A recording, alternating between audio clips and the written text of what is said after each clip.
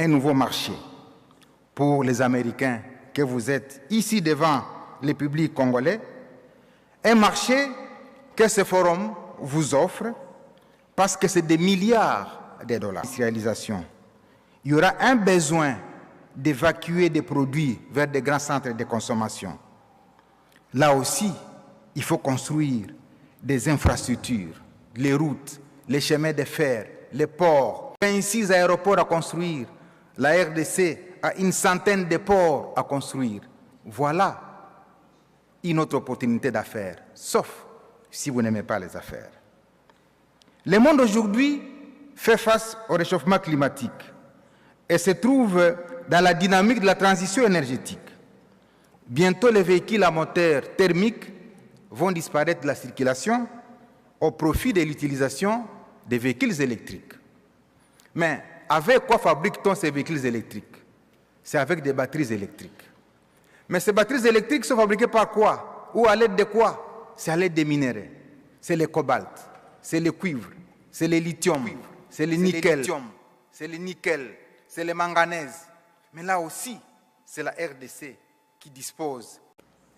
Le corridor de Lobito, une autre opportunité entre l'Angola, la RDC et la Zambie. Ce corridor est plus qu'une infrastructure routière ou ferroviaire.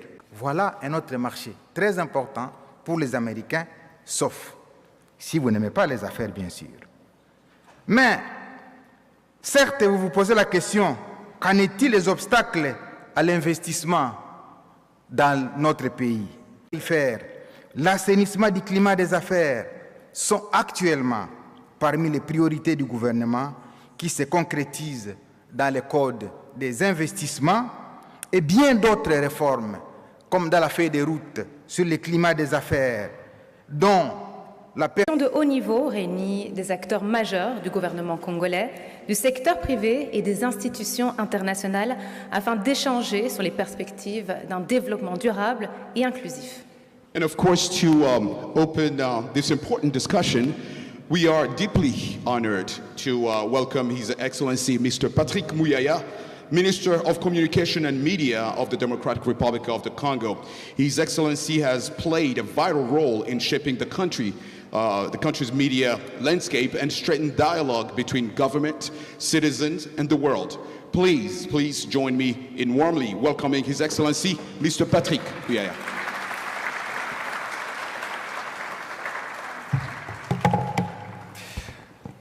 Roger, il fait froid dans la salle. It's cold outside, it's cold inside, so we need to make more applause, so to make sure we have some hot in the room. Thank you, sir. I will go in French, it's better. My English is not so good, so I can do Franglish. I don't know if the words exist, but today we are very happy. Le 27 juin dernier, à Washington, il y a eu signature d'un accord de paix. Un accord de paix qui ouvre la voie à un retour de la normalité dans la partie est de notre pays qui, pendant 30 ans, a été ravagée par la guerre avec des millions de morts. Mais ce n'est pas l'histoire qu'on va raconter aujourd'hui parce qu'aujourd'hui, le 14 octobre, on veut raconter une autre histoire. On veut raconter une histoire ici à Washington où on écrit les pages de la paix, mais aussi où on veut écrire les pages du développement, les pages du renforcement de la relation États-Unis-RDC. Alors, j'étais jeune à l'époque en 1974, sûrement que certains d'entre nous ne l'étaient pas, mais je pense que beaucoup se souviennent du combat du siècle, Rumble in the Jungle. À l'époque, en 1974, la République démocratique du Congo s'était dotée de moyens technologiques, notamment au niveau de la communication, c'est mon domaine, pour être sûr que les télévisions américaines reprennent les signaux de ces combats qui a consacré l'un des plus grands événements sportifs au monde. Et je me souviens encore, en lisant en 69, j'étais pas encore né, il y avait la visite de ceux qui ont visité l'espace, ceux qui ont marché sur la Lune, Neil Armstrong. C'est de dire que la République démocratique du Congo, dans sa relation avec l'Amérique, c'est pas simplement une relation des mines, Tout à l'heure, M. Joe Doumbia parlait des Shinkolomwe qui avaient fourni l'uranium pour le Little Boy, pour ceux qui se souviennent du projet Manhattan. Peut-être que les gens ne se souviennent pas spécifiquement de cet ingénieur belge qui est devenu le premier citoyen non américain, il s'appelle Edgar Singer, à bénéficier de la plus haute médaille des distinctions du gouvernement américain simplement parce qu'il avait fourni l'uranium quand on en avait le plus besoin. Je pense que vous avez regardé le film Manhattan. Et donc, dans la conversation que nous aurons aujourd'hui, on veut vous parler de ces pays particuliers qui fait presque le quart ou un peu plus du quart des États-Unis d'Amérique, avec 100 millions d'habitants, où il y a beaucoup de défis. Mais lorsque Julien Paluku parle de ceux qui veulent faire des affaires, les défis, c'est donc des opportunités. Généralement, quand on parle justement de la République démocratique du Congo, dans la perception, parce que lorsqu'on regarde les médias, lorsqu'on lit des rapports des ONG, on parle de guerre, on parle de maladies, on parle de challenge. Mais aujourd'hui, vous allez découvrir une République démocratique du Congo qui, à sa manière, consolide sa démocratie avec le président Félix-Antoine Tshisekedi Tshilombo, qui s'assure que les jeunes et les femmes ont leur place dans les débats, mais aussi ont leur place pour contribuer au développement de ce pays. Et donc, j'ai les particuliers privilèges d'introduire celle qui nous dirige depuis plus d'une année. C'est une femme d'exception, Madame Judith Suminwa-Tuluka, qui est la première femme, première ministre de l'histoire de la République démocratique du Congo. Je pense qu'elle mérite des applaudissements.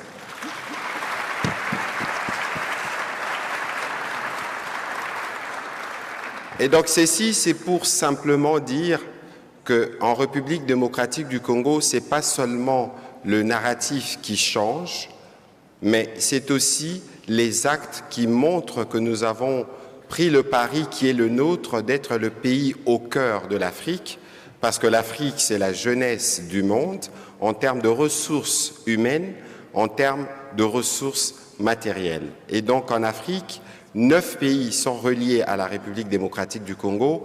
Avoir vos investissements en RDC, c'est d'être sûr d'être connecté à la fois à l'Afrique centrale, à l'Afrique orientale, mais aussi à l'Afrique australe. Et donc, pour ceux qui veulent prendre rendez-vous et devenir plus puissants demain, parce que vous l'êtes déjà, mais vous le serez davantage si vous prenez le train et vous venez, si vous prenez l'avion et vous venez en République démocratique du Congo. La Première ministre, le Président de la République et nous tous, nous serons là pour vous accueillir avec sourire, avec la rumba, avec tout ce qui fera de vous fanatiques de la République démocratique du Congo, mais surtout ceux qui feront plus de profit parce qu'ils auront fait le choix de la destination du 21e siècle, le pays solution. Thank you so much for your attention. Merci.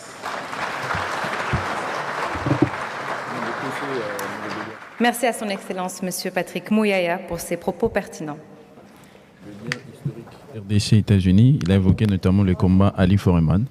Ah oui. Oui, notamment ça, et puis présenter la RDC comme une terre d'opportunité pour avoir la main sur une grande partie de l'Afrique. La RDC a 9 voisins. Alors si un investisseur américain investit en RDC, il est en quelque sorte aussi présent dans ces 9 autres pays limitrophes. Je ne sais pas si cela suffira à les convaincre de venir. C'est déjà de bons arguments. Maintenant, au cours de la journée, Osé Manzanza tout à l'heure le disait bien, dans ce genre de forum d'investissement, il faut que ceux qui soient présentés soient, oui, attrayants. La République démocratique du Congo est très attrayante. Il faut surtout que la République démocratique du Congo puisse montrer que ces investisseurs américains auront des interlocuteurs valables et surtout tomberont dans de très bonnes conditions. Osé Manzanza. Oui, parce que sur Top Congo FM, John Dumbi a assuré que la plupart des projets présentés disposent déjà des études techniques finalisées. C'est-à-dire on ne vient pas avec des discours seulement, on vient avec des opportunités d'affaires qui ont été étudiées, présentées, chiffrées. On sait Qu'est-ce qu'il faut, combien il faut injecter? Les porte-parole du gouvernement l'a rappelé ici, la République démocratique du Congo n'est pas seulement une terre d'opportunités, il y a également des défis à relever, des défis qui sont de plusieurs ordres, des défis qui pour les investisseurs présentent justement des opportunités d'affaires. Alors justement pour parler de ces opportunités d'affaires, maintenant la parole est donnée à la chef du gouvernement, Madame Judith Suminwa Tuluka, qui ici représente le président de la République, Félix Antoine Tshisekedi, sur exactement, alors je ne sais pas si ça va être oui, elle se lève, ça va être un discours. Thierry Kamboudi, elle va donc s'exprimer du haut de la tribune de ce forum sur les investissements, forum économique et d'investissement en République démocratique du Congo. Voilà, la première ministre est en train d'avancer vers le podium, l'estrade mise en place pour prendre la parole. Elle a été introduite par le porte-parole du gouvernement qui a un peu planté les décors et avant lui le ministre en charge du commerce extérieur. On va donc la suivre et savoir de quoi sera fait son message au nom du président de la République aux États-Unis d'Amérique, représenté ici par son gouvernement et quelques investisseurs américains. Voilà. I would like to speak in English, but I think it's better. Qui dit qu'elle aurait bien voulu parler en anglais, mais comme la langue officielle de la République démocratique du Congo, c'est le français, elle va s'exprimer en français. Madame Judith Suminwa Tuluka. Monsieur le secrétaire d'État des États-Unis d'Amérique, ici représenté, Mesdames et Messieurs les membres du gouvernement de la République démocratique du Congo, Mesdames et Messieurs les gouverneurs, distingués représentants du secteur privé, américains et congolais, chers partenaires techniques et financiers, Mesdames et Messieurs, c'est un grand honneur pour moi de prendre la parole au nom de son Excellence, Monsieur le Président de la République, Félix Antoine Tshisekedi, à l'occasion de cette première édition du Forum économique et d'investissement USA-RDC. Au nom du Président de la République et du peuple congolais, je tiens à exprimer notre sincère gratitude au gouvernement des États-Unis d'Amérique, ainsi qu'à l'ensemble des institutions et entreprises partenaires qui ont rendu possible cette rencontre. J'adresse également mes remerciements à toutes les délégations et personnalités qui ont fait le déplacement jusqu'à Washington DC pour témoigner par leur présence de leur engagement en faveur du renforcement du partenariat entre nos deux nations. Ce forum incarne la volonté partagée de nos deux nations de bâtir un partenariat économique durable, équitable et mutuellement bénéfique, fondé sur la confiance, la transparence et la complémentarité des intérêts. Avec une population estimée à plus de 100 millions d'habitants, une géographie unique et un potentiel naturel exceptionnel, la République démocratique du Congo se positionne comme un partenaire stratégique des États-Unis d'Amérique dans la construction d'une économie verte, résiliente et inclusive. Ce forum constitue donc une tribune privilégiée pour présenter les opportunités concrètes qu'offre notre pays dans des secteurs à fort potentiel.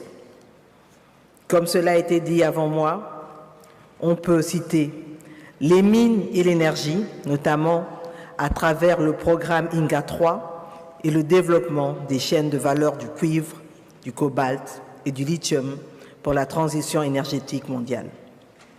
Il y a aussi les infrastructures routières et ferroviaires, telles que le corridor de Lobito, véritable catalyseur d'intégration régionale et de compétitivité continentale. Nous avons aussi l'agriculture, pilier essentiel de diversification de l'économie et de notre sécurité alimentaire. Et enfin, on peut citer la technologie, l'éducation et la santé, garante d'un capital humain fort et d'une croissance inclusive. Mesdames et Messieurs, sous le leadership du président Félix Antoine Tshisekedi Tshilombo, La République démocratique du Congo s'est engagée dans une transformation structurelle profonde, visant à placer la richesse nationale au service du développement humain, conformément au programme du gouvernement 2024-2028 et à la stratégie nationale de développement. Je voudrais, à cet égard, saluer et exprimer notre gratitude à Monsieur le Président Donald Trump pour l'attention particulière qu'il a accordée à la situation sécuritaire dans notre pays. Son engagement en faveur du retour de la paix dans l'Est de notre pays et dans la région des Grands Lacs africains renforce notre espoir de mettre un terme à près de 3 décennies de conflits qui ont coûté la vie à des millions de nos compatriotes. Le rétablissement de la paix constituera le socle sur lequel nous pourrons consolider les progrès déjà accomplis, accélérer le processus amorcé et permettre à la République démocratique du Congo d'accomplir sa vocation de moteur de stabilité et de développement du continent africain. La poursuite des actions menées dans le cadre de notre vision pour faire éclore notre potentiel repose sur 3 priorités majeures. Premièrement, assurer la stabilité macroéconomique et renforcer la gouvernance transparente, condition indispensable à la crédibilité et à la soutenabilité de nos politiques publiques. Deuxièmement, valoriser durablement les ressources naturelles de la nation afin d'en faire un véritable levier de prospérité partagée dans le respect des principes de responsabilité et de durabilité. Et enfin, troisièmement, diversifier l'économie et améliorer le climat des affaires. À cet effet, conscient des attentes du secteur privé, le gouvernement que j'ai l'honneur de diriger a fait du climat des affaires un levier central de la transformation structurelle de notre économie. Nous avons engagé des réformes profondes et ambitieuses pour instaurer un cadre économique plus prévisible, transparent et compétitif afin de rendre la République démocratique du Congo plus attractive à l'investissement, de favoriser la création d'emplois et de consolider la confiance entre l'État et les acteurs économiques. Ces réformes visent notamment la rationalisation de la parafiscalité à travers la Commission permanente de réforme de la parafiscalité, la COPIRAP en sigle, afin de réduire les coûts supportés par les entreprises et d'assurer la traçabilité des redevances. La digitalisation des procédures administratives, notamment pour la création d'entreprises, le cadastre foncier, les opérations douanières, la justice commerciale et la fiscalité via la télédéclaration et le télépaiement. La révision des principaux codes économiques, investissement foncier, urbanisme et agriculture pour aligner notre législation sur les standards internationaux. Le renforcement du dialogue public-privé à travers des réunions trimestrielles entre le gouvernement et les fédérations d'entrepreneurs garantissant une concertation continue sur les réformes.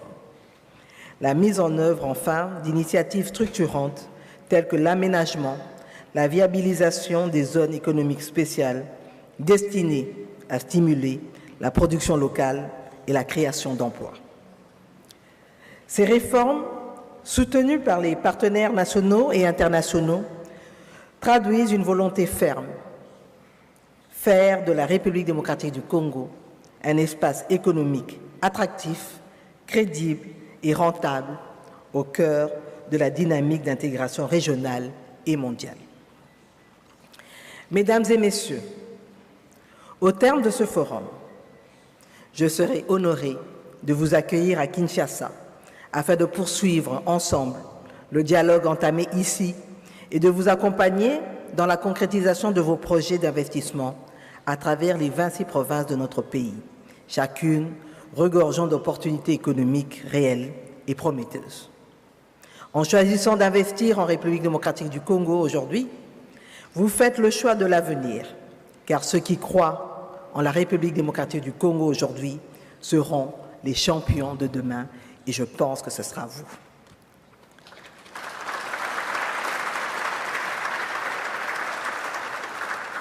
Je formule le vœu que les échanges de ce forum ouvrent une nouvelle ère de coopération économique féconde entre nos deux nations au service d'un développement durable et d'une prospérité partagée.